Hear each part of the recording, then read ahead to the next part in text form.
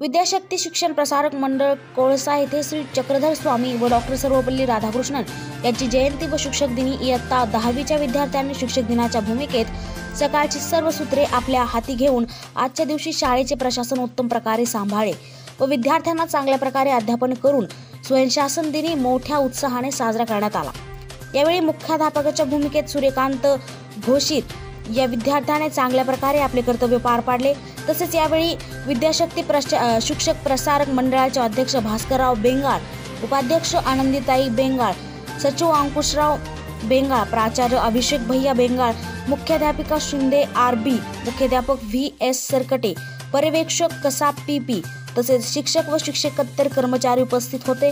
वरील सर्व मान्यवरांनी श्री चक्रधर स्वामी व डॉक्टर सर्वपल्ली राधाकृष्णन यांच्या प्रतिमेचे पूजन केले।